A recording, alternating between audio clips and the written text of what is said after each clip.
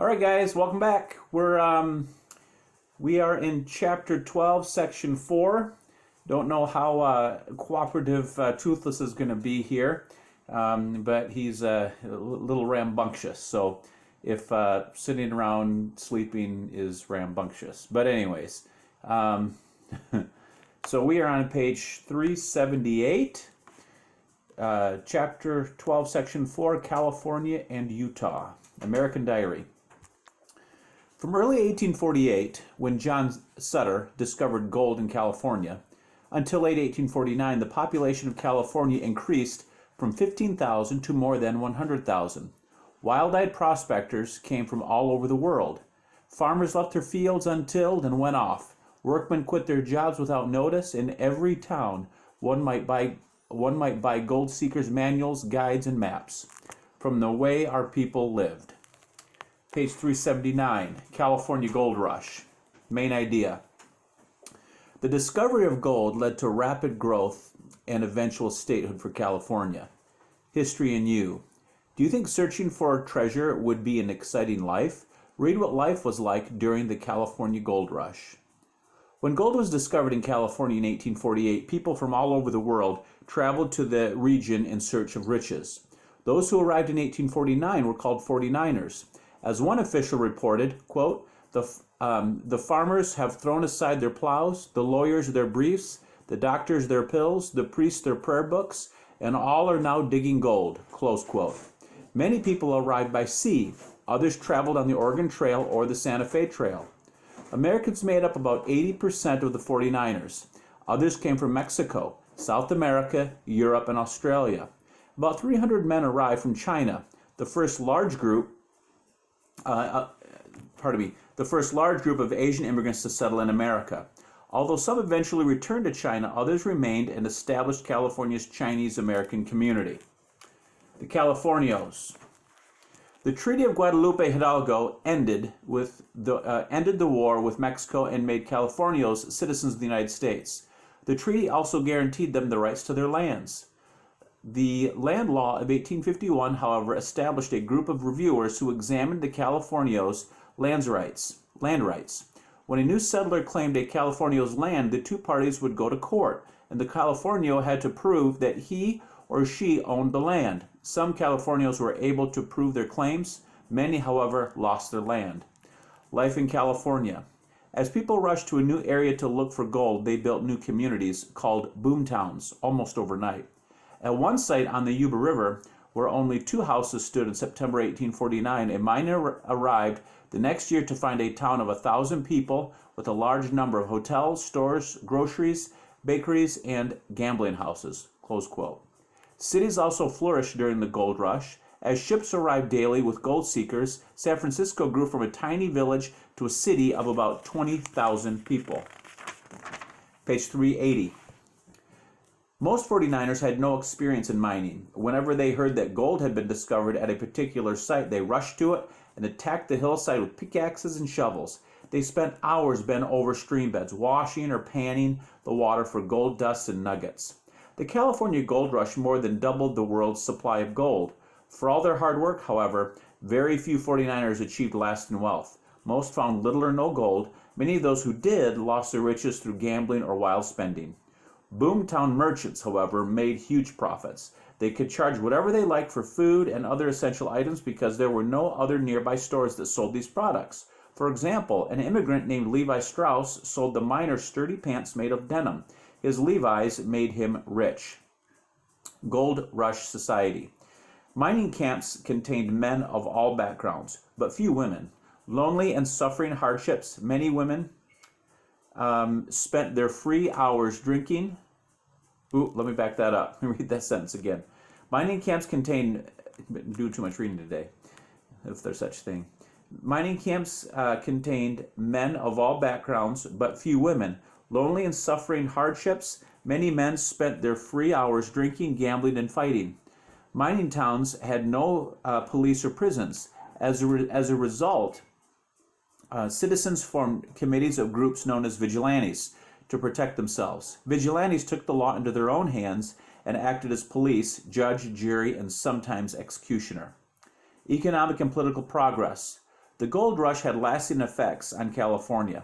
Agriculture, shipping, and trade grew to meet the demand for food and other goods. Many people who had arrived looking for gold stayed to farm or run a business. Rapid growth brought the need for better government. In 1850, Californians applied for statehood and wrote a constitution, a list of laws to support the government. The Constitution's ban on slavery, however, caused a crisis in Congress. Southern states opposed California's admission. California did not enter the Union until a compromise was reached later that year. Reading check. Explaining. Why did the 49ers travel to California? Page 381. A religious refuge in Utah. Main idea. The Mormons settled in Utah. History in you. Think about how you would plan to build a city in a desert. Learn how the Mormons created a thriving city in the harsh terrain of a desert. A visitor to the Utah Territory in the 1850s wrote admirably, "The whole of this small nation occupy themselves as usefully as the working bees of a hive." This account described the Mormons, or members of the Church of Jesus Christ of Latter-day Saints. Mormons settled in Utah to fulfill their vision of the godly life. The first Mormons. The Church of Jesus Christ of Latter-day Saints was among a number of religious movements that sprang up during the religious awakenings of the 1830s and 1840s. The founder of the Mormon Church was Joseph Smith, a New Englander living in western New York. Smith claimed that he had received visions that led him to build a new Christian church. He began preaching Mormon ideas in 1830. Smith published the Book of Mormon that year, announcing that it was a translation of words written on gold plates that he had received from an angel. The text told of the coming of God and the need to build a kingdom on earth to receive him. Smith hoped to use his visions to build an ideal society. He believed that property should be held in common. He also supported polygamy, the idea that a man could have more than one wife. This angered a large number of people. Mormons eventually gave up this practice. Smith formed a community in New York, but unsympathetic neighbors disapproved of the Mormons' religion and forced them to leave. The Mormons eventually settled in Illinois. In 1839, they bought the town of Commerce, Illinois, and renamed it Nauvoo. Nauvoo became a prosperous community. Page 382. Persecution of the Mormons, however, continued. In 1844, a mob of local residents killed Joseph Smith. After Smith's death, Brigham Young took over as head of the Mormons. Young decided that the Mormons should move again to escape persecution and find religious freedom. This time the Mormons would move west to the Great Salt Lake in present-day Utah. Although part of Mexico at the time, no Mexicans had settled in the region because of its harsh terrain, a haven in the desert. The Mormon migration began in 1846. About 12,000 Mormons made the trek. It was the largest single migration in American history. The Mormons forged their way along a path that became known as the Mormon Trail. Like the Oregon Trail, the Mormon Trail served as a valuable route into the western United States. In 1847, the Mormons finally reached the Great Salt Lake. It was there that Young declared that the Mormons would build a new settlement. The land was dry and wild. Nevertheless, the Mormons staked a claim on the land they called Deseret. Soon they had set up farming communities. At first, life was difficult for the settlers. The Mormons, however, made Deseret flourish because of their hard work and determination to succeed. They planned their towns, such as Salt Lake City, carefully and built irrigation canals to water their farms. Property was taxed and the use of water, timber, and other natural resources was regulated. Mormons also founded industries so they could be self-sufficient. Mormon merchants sold supplies to the 49ers who passed through Utah on their way to California. In 1848, the United States acquired the Salt Lake area as part of the settlement with the war with Mexico. In 1850, Congress established the Utah Territory. President Millard Fillmore made Brigham Young the governor of the Utah Territory. By 1860, there were numerous Mormon communities throughout the Utah region. Utah was not easily incorporated or included into the United States. The Mormons often had conflicts with federal officials. In 1857 and 1858, war almost broke out between the Mormons and the United States Army. Utah did not become a state until 1896. Reading check. Identifying. Who founded the Church of Jesus Christ of Latter-day Saints? Section 4 Review. Number 1. Define each of the following terms. 49er, Boomtown, Vigilante, Constitution, Incorporate. Main ideas. Number 2, explaining. Why was California's entry into the Union delayed? Number 3, explaining.